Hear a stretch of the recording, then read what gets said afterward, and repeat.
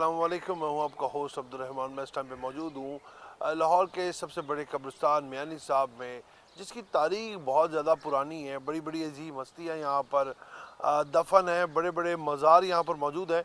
लेकिन यहाँ पर एक हैरानगी की बात है कि लोग अक्सर यहाँ पर जादू टोने के गर्ज से भी आते हैं, यानी कि कोई सिरी दबाने के लिए आता है तो कोई तावीज़ ठोकने के लिए। इस तरह का जो इल्म है अक्सर वो यहाँ पर बैठ कर जो है काला जादू करने वाले या इस तरह के लोग यहाँ पर अमूमन देखने में नज़र आते हैं। और दूसरी जानिब यहाँ पे कब्रिस्तान के ये आलम है कि हर तरफ गंदगी फैली हुई है। तो क्या हालात है मियानी साहब कब्रिस्तान के, आइए चल के आपको दिखाते हैं कि मियानी साहब कब्रिस्तान में इस टाइम पे किस कदर गंदगी है।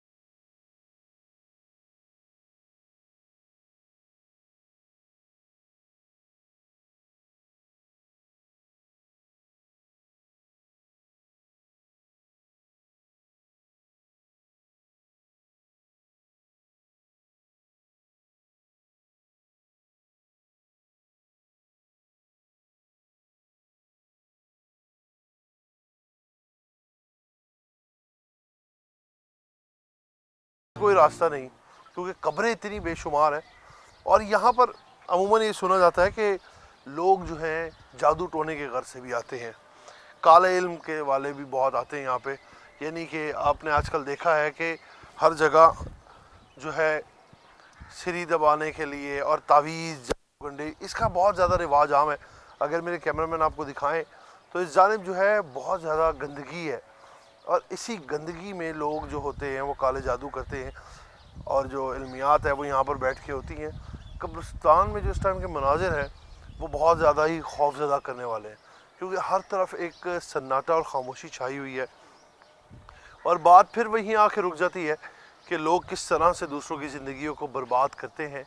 यकीनन काला इल्म जो है वो इसी वजह से करवाया जाता है कि अगले की ज़िंदगी बर्बाद की जाए।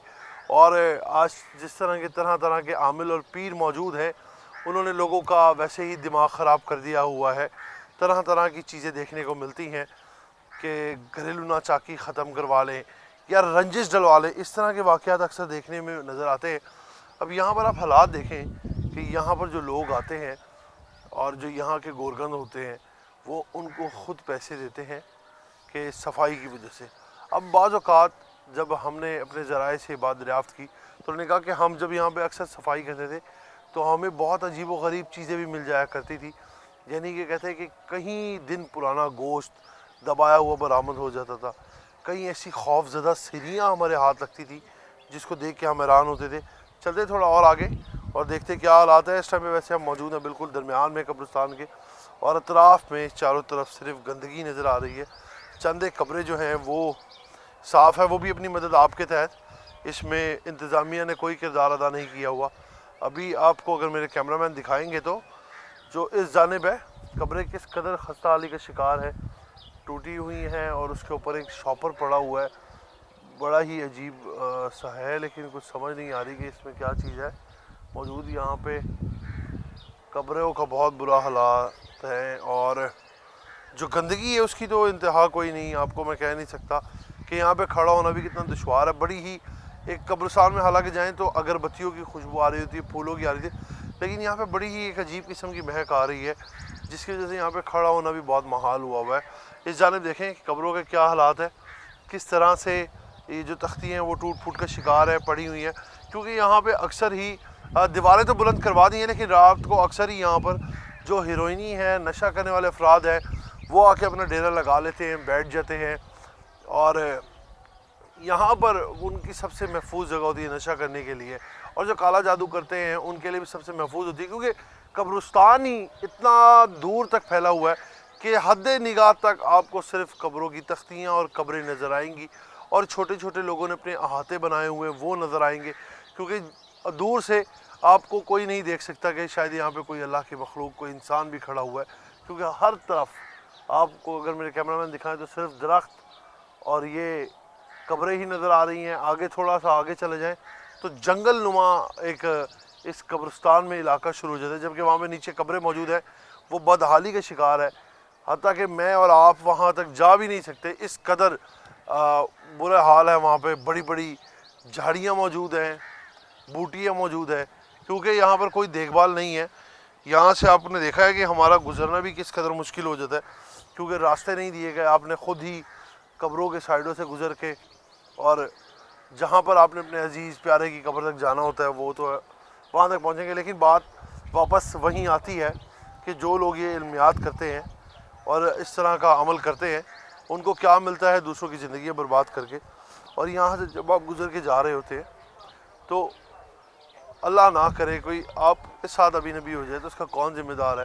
کیا یہاں کی انتظامیہ اس قدر غافل ہے جو یہ کالا جادو کرنے والے یا اس طرح کے تعویذ اور علم کرنے والے لوگ یہاں پر آ کے راتوں کو پناہ لیتے ہیں, راتوں کو یہاں پر قبرستان میں بیٹھ کے چلے کاٹتے ہیں؟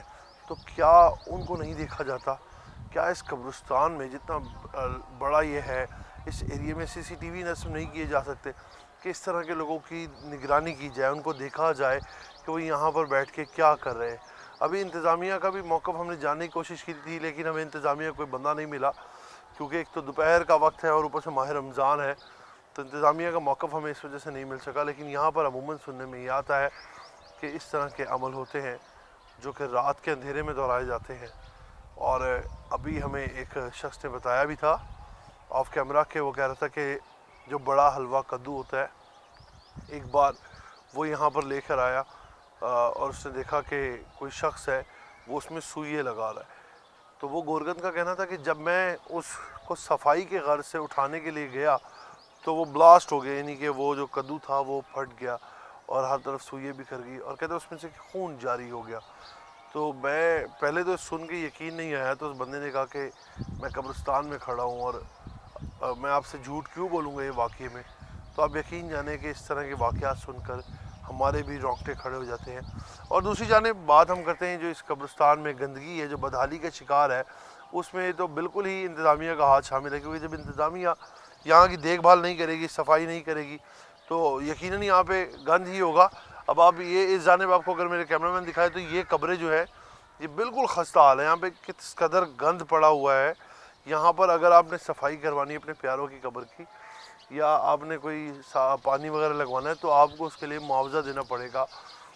یہاں پہ انتظامیہ جو ہے وہ نہیں کرے گی. صرف کبھی صفائی جو ہے وہ کر دی جائے تو کر دی جائے, اگر کسی شاہی مہمان نے آنا ہو یا اعلیٰ افسر نے آنا ہو تو مجبوری کے تحت یہاں پہ صفائیاں ہو جاتی ہیں, باقی اس کے علاوہ یہاں پر کوئی حال نہیں ہے. بہت بدحال ہے قبرستان. حالانکہ ہمارا ایمان ہے کہ تمام مسلمانوں کی جو آخری آرام گاہ ہے وہ یہی ہے, لیکن بدقسمتی کہ یہاں پر آخری آرام گاہ کی بھی کوئی حفاظت نہیں کی جاتی. تو ظاہری بات ہے کس قدر وہ دل سخت ہوئے ہوں گے کہ ان لوگوں کو قبرستان کا بھی مال کھانا کوئی برا نہیں لگتا, وہ اس کا بھی مال کھا جاتے ہیں. تو لہٰذا ہم لوگوں کو خود یہ شرم کرنی چاہیے, اور جو لوگ اس طرح کا عمل کرواتے ہیں یقیناً وہ بھی جہنم میں ہی جائیں گے. کرنے والا تو جائے گا ہی جائے گا, لیکن جو لوگ اس طرح کا عمل کرواتے ہیں وہ بھی جہنم میں جائے گا. لہٰذا آپ لوگوں کو بھی مرنے سے پہلے ایک بار ضرور سوچنا چاہیے کیا آپ کا قبلہ درست ہے, اگر نہیں ہے تو اس کو درست کر لیں, کیونکہ توبہ کسی وقت بھی قبول ہوتی ہے. اسی کے ساتھ ہم نے میزبان کو اجازت دیں, آپ سے ہم پھر ملاقات کریں گے نئے پروگرام کے ساتھ. تب تک کے لیے اللہ نے کے بعد.